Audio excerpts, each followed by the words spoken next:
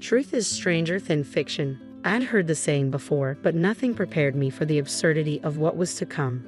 My name is Sarah, and I had an experience that defies belief. I met my boyfriend, David, through a mutual friend, and after dating for just over a year, it seemed only natural that we get married. As we settled into our new life together, I moved into his apartment and started organizing our things. We were on the brink of submitting our marriage registration when I was suddenly struck down with a fever and diagnosed with the flu at the hospital. David, ever the reliable partner, assured me, "I'll handle the marriage registration." Trusting him, I left it in his hands. Hours later, I heard David's voice and then a sweet female voice calling out, "David." A wave of concern hit me. Had he brought another woman home while I was sick? But no, it wasn't a fever-induced delusion. David had come back with his mother. She marched straight to our bedroom and called out, "Sarah, aren't you coming out to greet me?"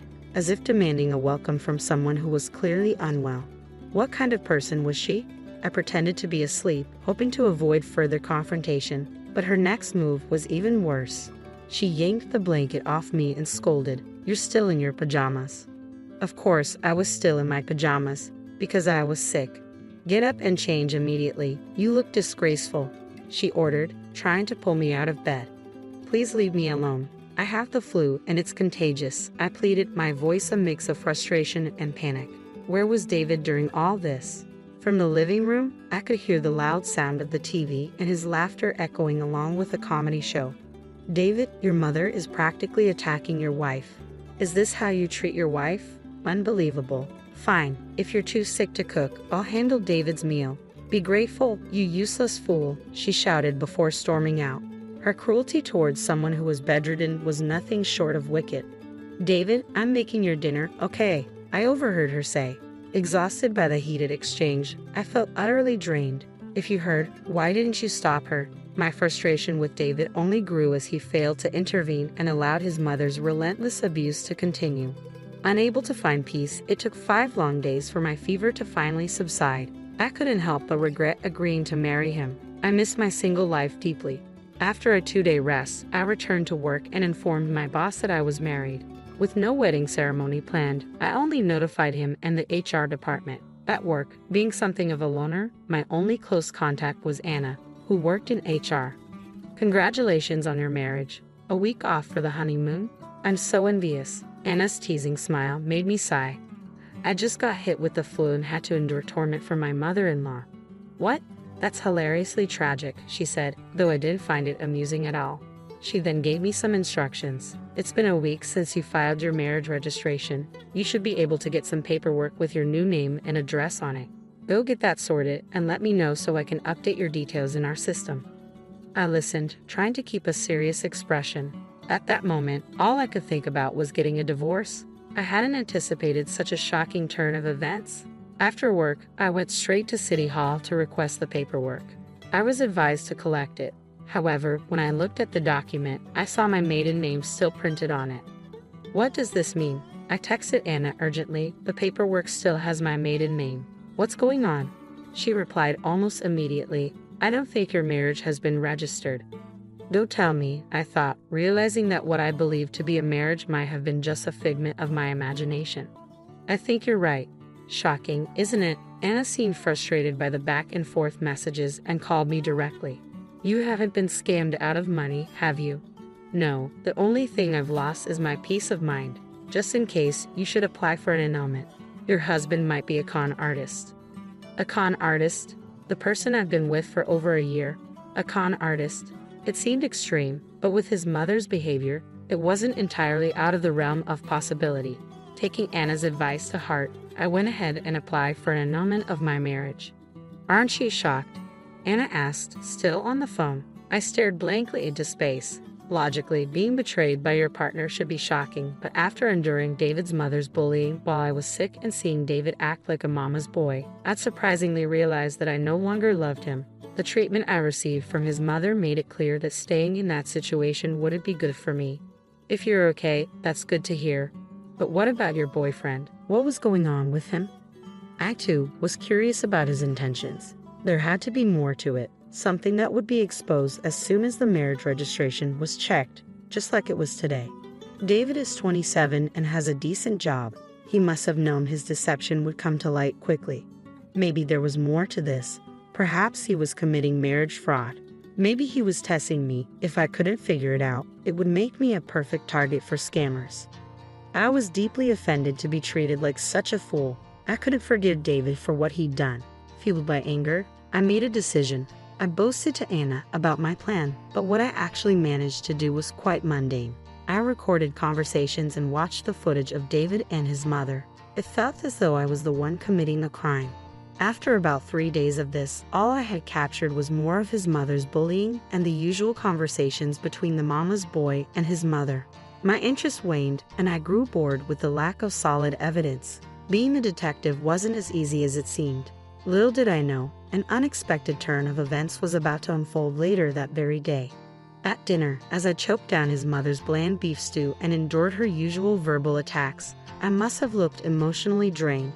Seeing my defeated state, his mother smirked with satisfaction and let out a chuckle. "You've seemed unhappy ever since you got married, Sarah. But you know, it's because you're not fulfilling your duties as a wife, so I'm here to teach you.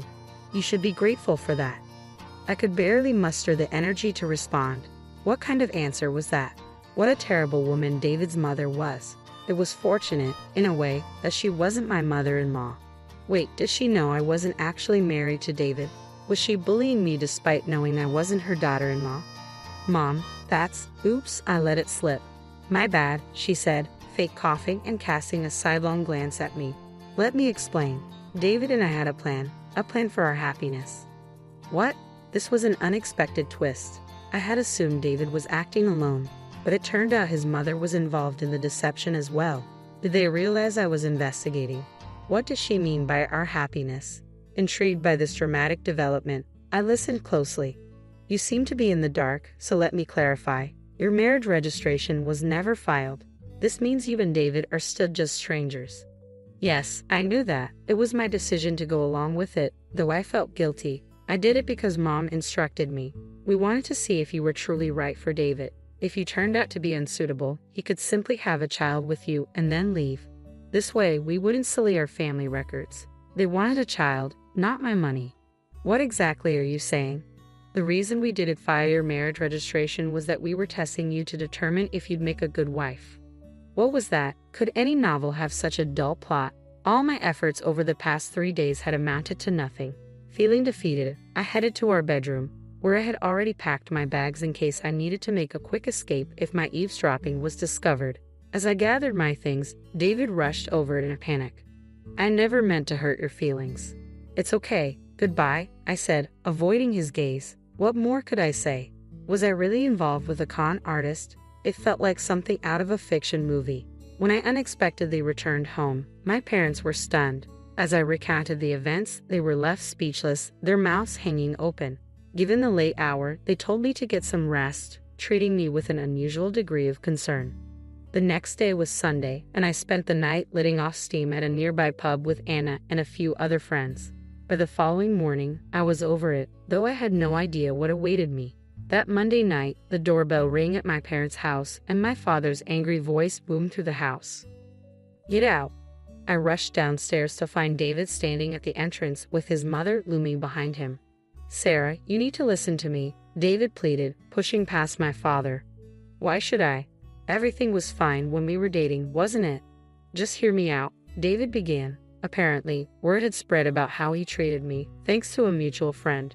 His coworkers, who were also friends of mine, had given him cold stares at work. When he pressed for an explanation, a colleague had confronted him with, "So, you committed blatant marriage fraud?" Now that I thought about it, one of David's coworkers had been at our all-night venting session. David seemed to believe that if he could win my forgiveness, he could also repair his damaged relationships with his colleagues. "I never meant to deceive you. I was planning to file our marriage registration in secret later on." "Really? You thought I wouldn't find out?" "You're not that clueless, are you?" I went to get some legal documents and found out immediately that David's claims were true. He genuinely didn't know about the registration issue. I felt foolish for suspecting something more sinister. As I stood there, stunned, his mother stormed in. "You knew about this and still stayed with David for a few days. Forgive him immediately, and then I'll consider you as my daughter-in-law. Honestly, I couldn't care less about your approval. Even if you begged, I wouldn't want to be your daughter-in-law. What did you just say? Your son is a mama's boy, and your cooking is awful. I'm fed up with your bullying and your petty sarcasm. What? I continued, watching his mother's face turn red with anger. You wanted me to have his child and not ruin the family's reputation. Isn't that a gross violation of my rights? Did you even think of me as a person with feelings, not just a tool? And don't you dare speak to my mother like that. Do you still not understand what's going on? What you did is called marriage fraud. I didn't do anything wrong. You wasted my precious time. Time is valuable, you fool. I nearly grabbed David by the collar, but my father stepped in. Sarah, that's enough. The neighbors are watching. I looked around to see that we had attracted quite a crowd, with neighbors clapping and cheering, "Go Sarah." Meanwhile, those who knew David and his mother were whispering and spreading rumors. I glared at the now pale David and his mother and threatened them. Don't ever come near here again. If I see either of you around my house, I'll call the police. As an afterthought, I added, David, I've recorded conversations of your mother bullying me. I'll be seeking compensation, so expect a call from my lawyer. I said this with a triumphant smile. After that, David's situation only worsened. He was ostracized and removed from team projects, relegated to a mundane role in the document management department, essentially a notice of redundancy. My gossip-loving mother filled me in on what happened to David's mother. During our confrontation at my parents' house, someone she knew was present, and soon they became infamous in the neighborhood as the Foster mother and son. They now lived a constrained life, constantly trying to avoid being seen. It was all a consequence of their own foolishness. I couldn't help but feel a sense of satisfaction at how things turned out.